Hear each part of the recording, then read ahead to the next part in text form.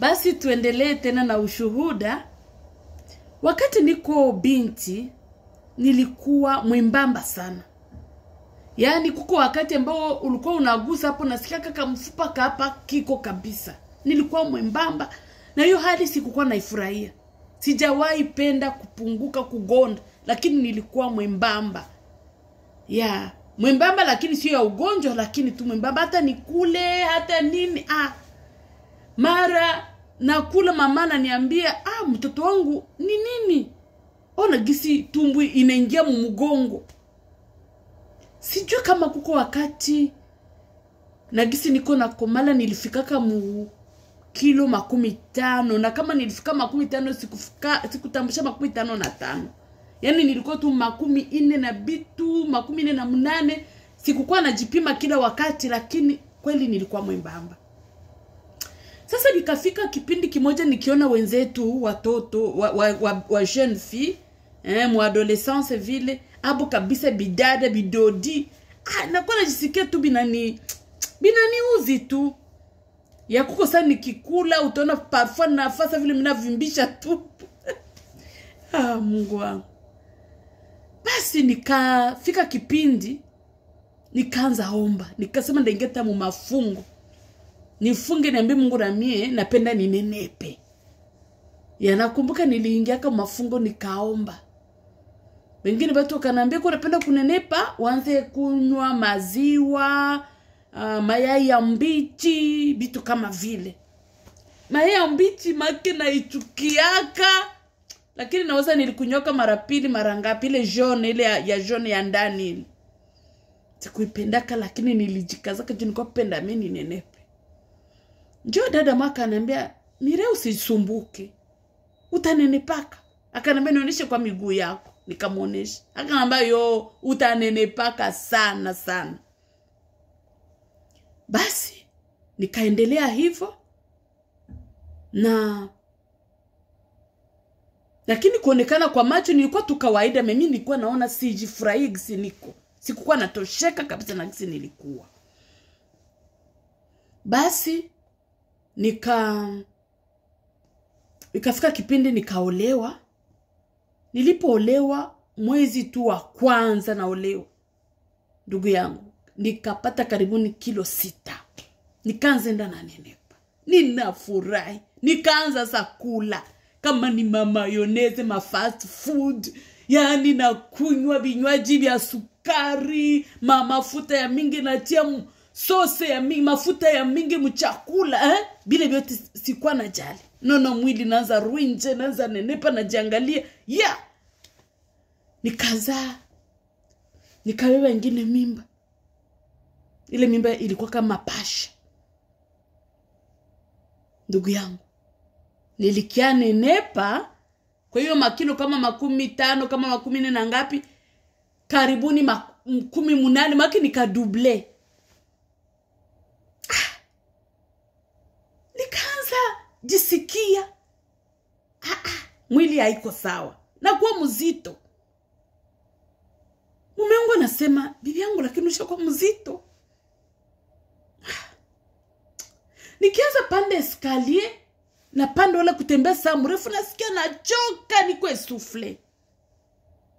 Nikamwambia Mungu, Baba, ninajua ulijibu maombi yangu. Hakika umenibariki na kikombe kimefurika. Maki kimefurika, kinajaa. Sasa baba yangu, nikikwambia tena unisaidie kugonda, kupunguka, hapana kugonda mekupunguka, hapana. Hapa nitatumikisha akili sasa. Haifai kucheza na Mungu huku naomba hivi kisha unaanza mwambia Basi ndugu yangu, na baadaye nikaanza ona mavideo, wala nikaanza sikia gisi roho ya mtu akinenepa, na zaidi shiba fupi, gisi roho yako iko nacheza mu mafuta, iko najaribu kupumua kunani, lakini binashindikana juu ya mafuta. Nikaelewa kumbe kunenepa sana sio vizuri. Nikasema nitatumikisha akili. Mara kwa mara bilikuwa binafika na jidiscipline. Mara nasema bia sukari ni, lakini mpaka hivi nishaka elimine sukari. Sukari ya adui kabisa wa afya ya mtu. Ndio naweza ikula mubiskuit, naweza ikunywa mara limoya mumaji, mumachakula, lakini sukari kutia mchai, kutia munani. Maki sukari isha, na nikikula vitu ya sukari tu sana nazasikia mwili yangu inabikataa. Sio kwamba niko mgonjwa, lakini mafuta ya mingi kwanza tiele mamuchuzi manini. Je prefere nikula hata buyo, wala nikipiga mafuta kidogo, wala benyabina mafuta kama dacha mafuta kidogo ya olive, wala benyabina hata mafuta. Na nisikia tu nikopie. Na ingine wakati moya nikasema hivi naacha vya mafuta vya sukari vya mingi, acha nianze kunywa njo asali. Nikafurahia asali. Ndaenda Afrika ndaleta hata 15 litre, 10 litre. Naleta nakuwa nakoroga na tia. Lakini kanzona kilo nayo iko napunguka tena sana. Na nikaipenda tena sasa kalanga ya mbegu ile ya kwetu ya rouge, wala na kalanga na kula hii. Siku mwa munganga ananipima kilo, ananiambia Mireye ni nini? Mbona kumwaka moya umeongeza kilo 10? Kasema mbona nishakacha vya sukari, nishakacha. Nikakia kumbe hata ile asali ikiwa mingi nayo sana, na ile kalanga yote nayo binanenepesha. Na iko ile tu. Akaniuliza, je, ungali unafanya sport, mazoezi, gymnastique Nikasema ndafanya sport nini, kazi niko natumika kila siku. Nikakuwa nasema mara kwa mara, kazi tunatumika, tunakimbia, tunafanya kama mapanga ngapi kusiku. Nikaka kumbuka ngine kitu moya, inyeneza tu mtu ananenepa sana. Kukula nyuma.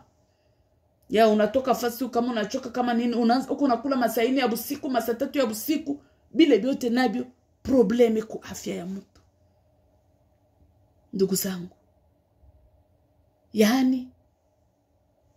mambo mengi. Maandiko nasema katika ile kitabu ya Hosea, watu wangu wanaangamia kwa kukosa maarifa, kutokujua. Unaona mbele mtu alikuwa anawazia, unaona unaolewa, mwanamke ananenepa kule mako unasema, iko na raha kweli.